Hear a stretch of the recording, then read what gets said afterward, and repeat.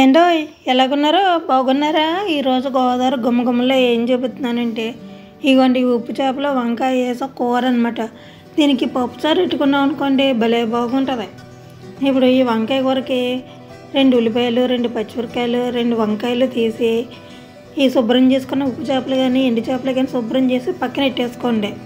ఇప్పుడు పప్పుచారు పెట్టుకోవడానికి కందిపప్పు కావాలి, కొంచెం కరివేపాకు, 1 ఉల్లిపాయ, 2 టమాటాలు, పచ్చిమిరకాయలు, బెండకాయలు, మీ దగ్గర ఇంకేమైనా ములక్కాళ్ళు ఆనపకాయ ముక్కలు ఉంటే అవి కూడా వేసేసుకోండి, కొంచెం కొత్తిమీర కూడాను వేయకండి.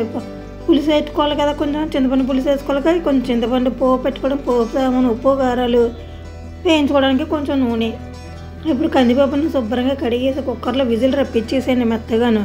అది చల్లారిన తర్వాత మిక్సీలో వేసి పేస్ట్ చేసేయండి. ఎందుకు పేస్ట్ చేయాలంటే పప్పుచారు బద్దల్లాగా ఉంటే బాగోదు.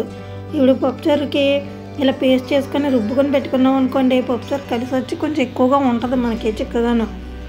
ఈ చింతపండు పులుసు కూడా తీసేసి రసం తీసి పక్కన పెట్టేసుకోండి. ఇప్పుడు మీకు కావాల్సిన కూరగాయ ముక్కలన్నీ కూడా కోసేసి పక్కన పెట్టేసుకోండి. ఇకండి ఉల్లిపాయలని ఇలా చీరేసుకొని బెండకాయలు ఆ మాత్రం సైజులో కోసి పక్కన పెట్టేసుకోండి. ఈ చింతపండు రసం కూడా తీసేసి పక్కన పెట్టేయండి. ఇప్పుడు మీరు కందిపప్పు ఉడకబెట్టుకున్న కుక్కర్ ఉంది కదా, అందులో మీరు కోసి పెట్టుకున్న ముక్కలన్నీ వేసేసుకోండి. వేసేసుకొని అందులో చింతపండు పులుసు కూడా పోసేయండి మీరు తీసి పెట్టుకున్నది. ఇప్పుడు ఇందులో మిక్సీ చేసుకున్నారు కదా మెత్తగా పేస్ట్ లాగా, అది కూడా వేసేయండి. వేసేసి దీనికి సరిపడా ఉప్పు, కారం, పసుపు అన్నీ వేసేయండి. కొంచెం బెల్లం ముక్క వేసుకున్నా కూడా ఇంకా బాగుంటుంది, మీకు నచ్చితే వేసుకోండి.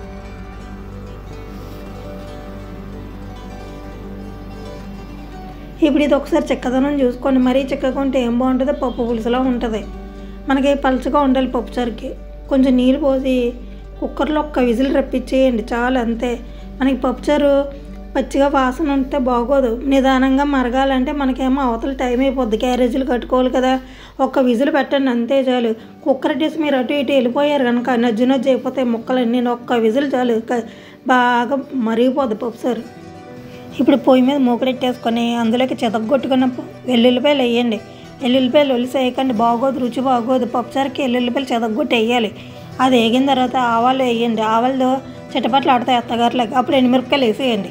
ఎండుమిరపకాయలు ఇవన్నీ వేసేసి ఎండుమిరపకాయలు వేసేసిన తర్వాత కరివేపాకు ఇవన్నీ వేసి పోపు పెట్టేసేయండి. ఇప్పుడు ఈ పోపులో పప్పుచారు వేసేయండి. గుమ్మగుమ్మలాడితే మంచి వాసన వస్తుంది బయటికి. అంతేగాని పప్పుచారులోకి పోపు పెట్టారనుకోండి అసలు వాసనే రాదు, గుమ్మగుమ్మలే రావు. ఇగో చూడండి, సుయ్యమంటే మంచి వాసన వస్తుంది అనమాట. ఇప్పుడు పొయ్యి మీద మళ్ళీ ఇంకో మూకుడు పెట్టుకోండి. ఏదైనా బాండియో ఏదో గిన్నె పెట్టుకోండి. గిన్నె పెట్టుకుని అందులో నూనె వేసి అందులో కొంచెం పసుపు వేయండి. ఆ పసుపు వేసిన తర్వాత శుభ్రం చేసుకున్న ఈ ఉప్పు చేపలు ఉన్నాయి కదండి, అవి వేసి వేయించేయండి. పసుపు ఎందుకు వేసావు అనుకుంటున్నారు? పసుపు వేయకపోతే ఆ మూకుడికి ఉప్పు చేపలు అంటుకుపోతాయి అనమాట. అట్లా లాక్కోవడం పీక్కోవడంతో సరిపోద్ది. అందుకనేసి ఇలా వేయించుకున్నాం అనుకోండి చక్కగా ఏగుతాయి అనమాట. మరీ పచ్చిగా కాకుండా మరీ ముక్కల్లాగా వేపేయకండి. ఇలాగ మధ్యస్థంగా వేపుకున్న తర్వాత ఇప్పుడు ఇందులోకి కోసి పెట్టుకున్నారు కదా మీరు, ఆ ఉల్లిపాయలు వేసేయండి. ఉల్లిపాయలు బాగా ఎగాలండి, మగ్గాలి. అంతేగాని ఉల్లిపాయలు కనబడుతున్నట్టు కూర వండేయకండి. ఉల్లిపాయలు వేగిన తర్వాత అందులో పచ్చిమిరకాయలు వేయండి. ఇక చూడండి ఉల్లిపాయలు బాగా మగ్గుతున్నాయి కదా, ఇప్పుడు ఇందులో కోసి పెట్టిన వంకాయలు వేసేయండి. వంకాయలు వేసిన వెంటనే ఉప్పు వేసేయండి. ఉప్పు వేయకపోతే కండ్రెక్కిపోతుంది, కూర నల్లగా ఉంటే తినలేం బాబు. ఇప్పుడు ఈ వంకాయలను ఒకసారి అటు ఇటు కలిపిన తర్వాత మూత పెట్టండి. మూత పెడితే మగ్గుద్ది. ఇప్పుడు ఇందులో టమాటాలు వేసేయండి. టమాటాలు వేసిన తర్వాత ఒకసారి కదపండి, గరిటెట్టి కదిలిపేయకండి. ఇలా ఒకసారి పైకి కిందకి అనండి. వంకాయలు మళ్ళీ గరిటెట్టి గిరగిర తిప్పేసారనుకోండి పేస్ట్ అయిపోద్ది. వంకాయలు వంకాయలాగా కనబడాలి, లేదంటే పేర్లు ఎట్టేస్తారు. చూడండి ఇలా కిందకి పైకి అని కారం వేసుకోండి. ఉప్పు ఇందాక వేసుకున్నాం కదా, కారం వేసుకోండి. పసుపు కూడా ఫస్ట్ వేసేసుకున్నాం కదా, ఇంక ఇప్పుడు వేసే పని లేదు. ఉప్పు మాత్రం చూసి వేసుకోండి, ఎందుకంటే ఉప్పు చేపలు ఉప్పు ఉంటుంది కదా, ఉప్పు మాత్రం చూసి వేసుకోండి. ఇలా ఒకసారి కిందకి పైకి అని ఈ కారం అంతా కలిసిన తర్వాత నీళ్ళు పోసేయండి. నీళ్ళు పోసిన తర్వాత మంట తగ్గించేసారు, చప్పగా అయిపోద్ది. ఈ పోసిన నీళ్ళు కొంచెం వేడెక్కాలి, వేడెక్కిన తర్వాత మంట తగ్గించుకోవాలి. ఒక్కసారి గరిటెట్టి కొంచెం అటు ఇటుగా తిప్పండి, అంటే కింద ఏమైనా అడుగట్టేసిందేమో అని చూసుకోండి. ఇప్పుడు మూత పెట్టి మధ్యస్థంగా మంట ఎట్టుకొని చూసుకోండి అప్పుడప్పుడునే. ఇదిగోండి, ఏమన్నా అడుగెట్టిందేమో అని గరిటె పెట్టి మామూలుగా అనండి, అంతేగాని గిరగిర తిప్పేకండి.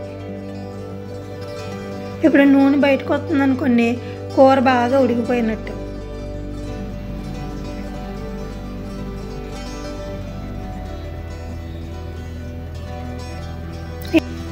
ఇప్పుడు కొత్తిమీర వేసేయండి, అయిపోయింది.